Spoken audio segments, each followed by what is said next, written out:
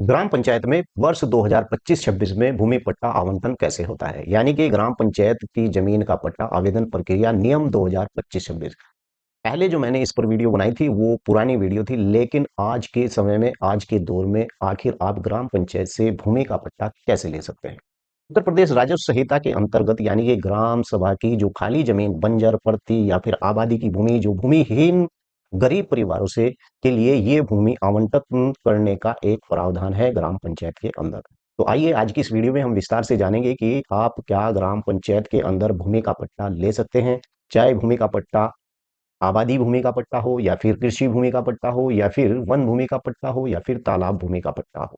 तो चलिए वीडियो को विस्तार से शुरू करते हैं, लेकिन उससे पहले आप लोग मेरे इस यूट्यूब चैनल पर अगर पहली बार आए हैं तो कृपया चैनल को सब्सक्राइब कर लें, और जो दूसरी बार व्यक्ति आए हैं उनसे गुजारिश है कि वो इस वीडियो को लाइक जरूर कर दें। सबसे पहले जान लेना ये जरूरी होता है कि पट्टे के प्रकार कितने होते हैं। मान लीजिए कि भाई आप ने बस पट्टे के प्रकार का ही आपको इस बात की जानकारी नहीं है कि ग्राम पंचायत में अंदर किस किस स्थिति में कौन सी भूमि का पट्टा बनता है।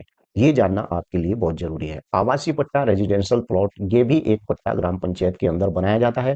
और ग्राम पंचायत ऐसे लोगों को, जिन लोगों के पास रहने के लिए आवास की भूमि नहीं है, मान लीजिए कि उनका प्रधानमंत्री योजना से कोई मकान आ जाता है और फिर उनके नाम पर जब मकान आ जाता है तो उन्हें, उनके पास ऐसी कोई भूमि नहीं होती है जिस भूमि के ऊपर वो मकान बना ले।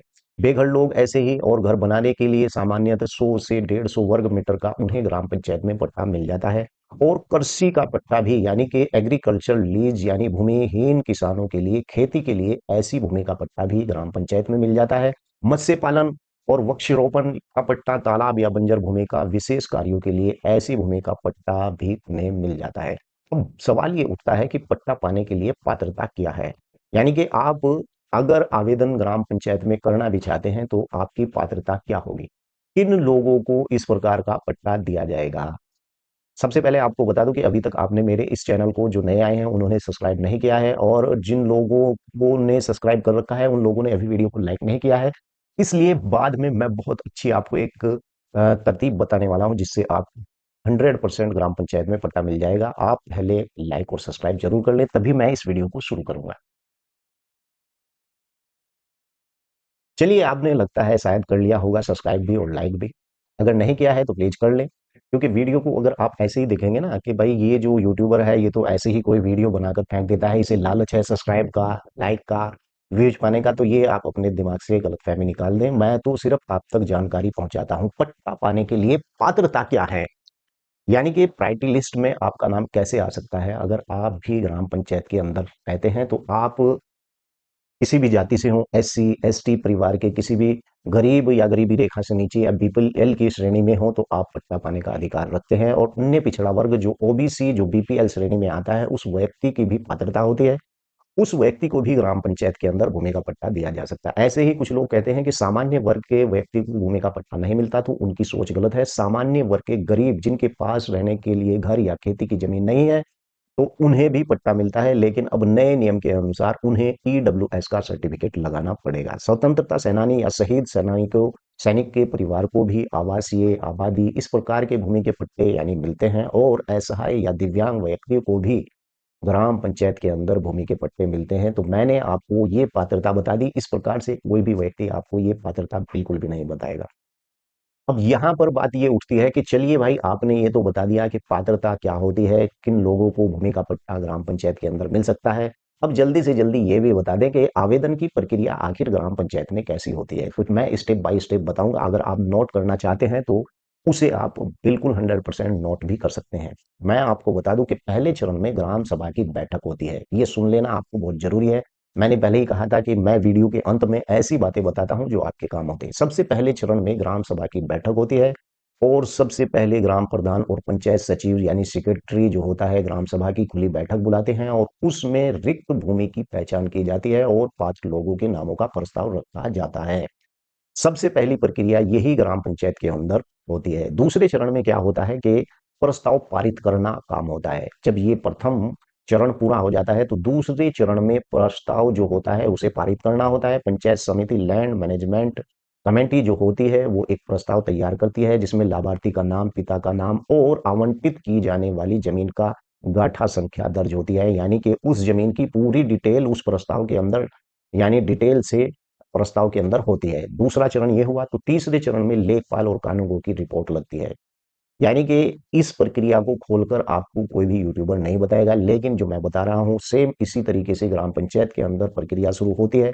अगर आप भी इसी प्रकार से ग्राम पंचायत के अंदर भूमि का पट्टा लेना चाहते हैं तो यही प्रक्रिया अपनानी होगी। अब कानूनगो और लेखपाल की रिपोर्ट लगती है। प्रस्ताव पारित होने के बाद क्षेत्रीय लेखपाल और जमीन की पैमाइश करता है और सुनिश्चित करता है कि जमीन प्रतिबंधित श्रेणी जैसे तालाब, चरागाह, शमशान की तो नहीं है। इस बात की जांच करता है लेखपाल और पटवारी। अब चौथे स्तर पर क्या होता है मैं आपको बता दूं। चौथे स्तर पर तहसील स्तर पर मंजूरी मिलती है और वो लेखपाल की रिपोर्ट के बाद यानी फाइनल तहसीलदार के पास जाती है और अंत में उपजिला अधिकारी एसडीएम उसे पट्टे पर अपनी अंतिम स्वीकृति यानी सिग्नेचर कर देता है। ये चार प्रक्रियाओं से गुजरने के बाद जब आप पांचवी प्रक्रिया पे आते हैं तो पांचवी प्रक्रिया पे ये होता है कि खतौनी में नाम दर्ज होता है और मंजूरी मिलने के बाद आपका नाम श्रेणी 3 असंक्रमणीय अधिकार वाली भूमिधर के रूप में सरकारी रिकॉर्ड में दर्ज हो जाता है। ये प्रक्रिया होती है इस प्रकार से। जब ये प्रक्रिया पूरी हो जाती है तो समझ लीजिए कि आपको एक पट्टे का सर्टिफिकेट दिया जाता है, चाहे वो आवासीय पट्टा हो, चाहे वह आपके पास वन भूमि का पट्टा हो या फिर कृषि भूमि का पट्टा हो या फिर तालाब भूमि का पट्टा हो। उसका सर्टिफिकेट सबसे बाद में आपको दिया जाता है और वो इसीलिए दिया जाता है कि आप इस भूमि के यानी पट्टेदार हैं। अब इसमें आपको लग रहा होगा कि चलिए यहाँ तक प्रक्रिया हो जाती है, लेकिन इसमें दस्तावेज क्या लगते हैं, डॉक्यूमेंट्स रिक्वायर्ड क्या होती है इसके अंदर। मैं आपको बता दूं, आपके पास आधार कार्ड की फोटोकॉपी होनी चाहिए, निवास प्रमाण पत्र होना चाहिए यह साबित करने के लिए कि आप उसी गांव में ही रहते हैं, जाति प्रमाण पत्र आपके पास होना चाहिए आरक्षण के लाभ के लिए, और आय का प्रमाण पत्र बीपीएल श्रेणी से संबंधित यानी उससे साबित होना चाहिए कि आप, अब बीपीएल श्रेणी तो है नहीं भाई, अब क्या करेंगे, तो आपको आय का प्रमाण पत्र लगाना पड़ेगा। राशन कार्ड आपके पास, अंत्योदय या फिर इस प्रकार का कोई भी अंत्योदय कार्ड है या फिर शपथ पत्र आपको एक और देना पड़ेगा, पहले से पक्का मकान था या नहीं था। इस प्रकार के सभी डॉक्यूमेंट्स यानी कि आपके वैलिड होते हैं और पट्टे के समय ये सब लगाए जाते हैं अगर आपको ग्राम पंचायत के अंदर पट्टा लेना होता है। महत्वपूर्ण नियम और सावधानी इसकी यही है कि बिक्री पर इसके रोक होती है, यानी कि पट्टे की जमीन पर आप तुरंत बेच नहीं सकते। उत्तर प्रदेश में कृषि पट्टे को 10 साल के बाद संक्रमणीय अधिकार बेचने का हक मिलता है और वहीं एसडीएम की अनुमति से आप उस पट्टे की जमीन को बेच सकते हैं 10 साल के बाद। और अगर आप ऐसा नहीं करते हैं तो निरस्तीकरण, यदि पट्टा गलत तरीके से लिया गया है या फिर पात्र का पीछे छिपाई गई है आपकी, मान लीजिए कि आपके परिवार का कोई व्यक्ति सरकारी नौकरी पर है, वहां पर आप पट्टा दे दिया जाता है, तो धारा 128 के तहत कलेक्टर या फिर एसडीएम उस पट्टे का कभी भी रद्द कर सकता है। और निर्माण की जो अवधि होती है, पट्टा आवासीय पट्टा मिलने के बाद निश्चित समय सीमा होती है 2 से 3 वर्ष के भीतर, और निर्माण करना आवश्यक होता है। लेकिन 2 से 3 वर्ष तक ये निर्माण करना उस सामान्य जाति ओबीसी जाति के व्यक्तियों पर होता है, लेकिन यहाँ पर एससी एसटी के व्यक्तियों को छूट है, वो जब चाहे उस पर मकान बना ले। अगर सामान्य और ओबीसी वर्ग के व्यक्ति 2 या 3 साल में उस पर मकान नहीं बनाते हैं तो वो भूमि ग्राम पंचायत को वापस चली जाएगी। आवासीय पट्टे की मैं बात कर रहा हूँ। पट्टा कब अवैध माना जाता है ये भी जान लेना आपको साथ साथ जरूरी होता है। मान लीजिए कि यदि जमीन धारा 132 की है और जैसे तालाब, चरागाह और कब्रिस्तान, नाली, तो इस प्रकार की जो जमीन है होती है वो अवैध पट्टा यानी माना जाता है। यदि लाभार्थी उसी गांव का निवासी नहीं है तो भी पट्टा अवैध माना जाता है। यदि ग्राम सभा में खुली बैठक के बिना यानी कि चुपचाप किसी को पट्टा कर दिया गया है तो ये भी पट्टा अवैध ही माना जाता है। तो आज की इस वीडियो में मैंने एक वर्ष 2025-26 की एक पूरी लिस्ट आपको बता दी है। नए तरीके से आप ग्राम पंचायत के अंदर भूमि का पट्टा कैसे ले सकते हैं, ये विस्तार से मैंने जानकारी इस वीडियो के अंदर आपको दी है। वीडियो को लाइक करना और चैनल को सब्सक्राइब करना बिल्कुल ना भूलें और इस वीडियो को शेयर करें। आपका कोई सवाल है तो डिस्क्रिप्शन में मेरा मोबाइल नंबर है, आप मुझे व्हाट्सएप नंबर पर आप मुझे जानकारी दे सकते हैं या मुझसे ले सकते हैं। जय हिंद, जय भारत, खुदा हाफिज।